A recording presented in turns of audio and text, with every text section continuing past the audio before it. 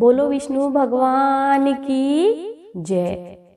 धर्मराज युधिष्ठिर ने श्री कृष्ण भगवान से पूछा, हे गोविंद, अब कृपा करके बताइए कि पौष शुक्ला एकादशी का क्या नाम है, इसके व्रत की क्या विधि है और कौन से देवता की पूजा की जाती है।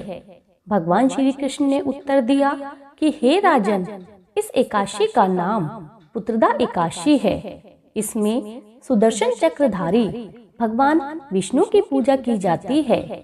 इस चर और अचर संसार में पुत्रदा एकादशी के व्रत के समान कोई और दूसरा व्रत नहीं है।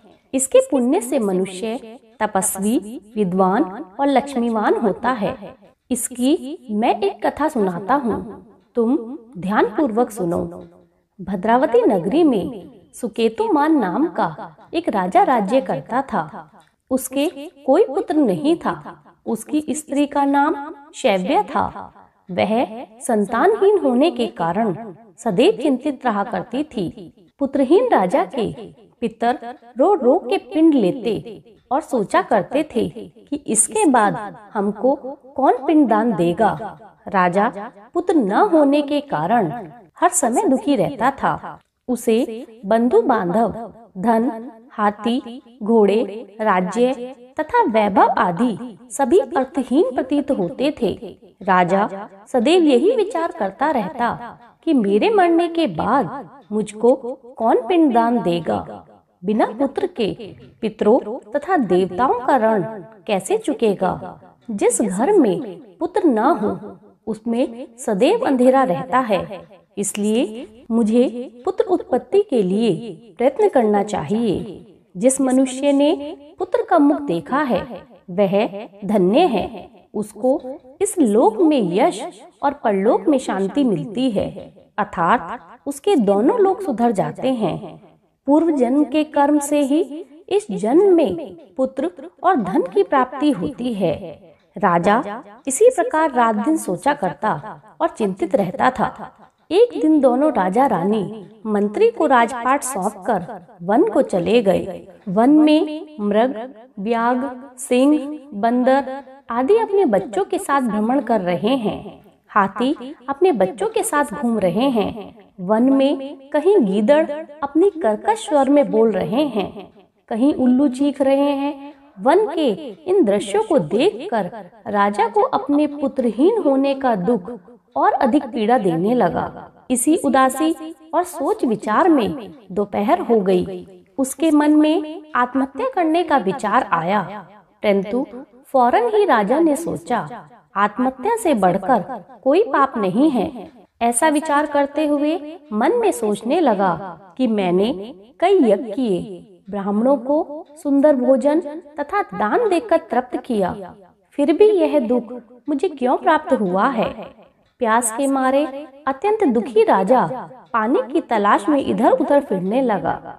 थोड़ी दूर पर राजा ने एक सरोवर देखा। उस सरोवर में कमल खिल रहे थे तथा सारस, हंस, मगरमच्छ आदि विहार कर रहे थे। सरोवर के चारों तरफ मुनियों के आश्रम थे, जहाँ से वेद पाठ के स्वर सुनाई दे रहे थे। उस समय राजा के दाहिने अंग फड़कने लगे। राजा शुभ शगुन समझकर घोड़े से उतरकर मुनियों को दंडवत प्रणाम कर उनके सामने बैठ गया। राजा को देखकर मुनियों ने कहा, हे राजन, हम तुमसे अत्यंत प्रसन्न हैं। तुम इस जगह पर कैसे आए, सो कहो।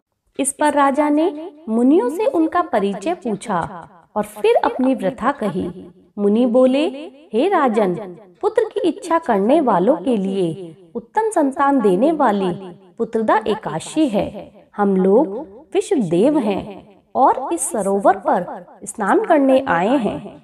इस पर राजा बोला, हे मुनीश्वर, यदि आप मुझ पर प्रसन्न हैं तो एक पुत्र का वरदान दीजिए। मुनि बोले, हे राजन, आज पुत्रदा एकादशी है, आप इसका व्रत करें। भगवान की कृपा से आपके अवश्य ही पुत्र होगा। मुनि के वचनों के अनुसार राजा ने उस दिन एकादशी का व्रत किया। वहीं द्वादशी को उस व्रत का पारायण किया और मुनियों को प्रणाम करके अपने महल को वापस चला गया। उसी मास रानी ने गर्भ धारण किया और 9 मास पश्चात उसके एक उत्तम पुत्र पैदा हुआ, जो बड़ा होकर अत्यंत वीर, यशस्वी और प्रजापालक चक्रवर्ती सम्राट बना। भगवान श्री कृष्ण बोले, हे राजन, पुत्र प्राप्ति के लिए पुत्रदा एकादशी का व्रत करना चाहिए। इस व्रत को करने वाले यशस्वी और पितृभक्त पुत्र तो पाते ही हैं। इसके महात्म्य का श्रवण करने मात्र से ही मनुष्य सुंदर संतान और मोक्ष को प्राप्त करता है। बोलो विष्णु भगवान की जय।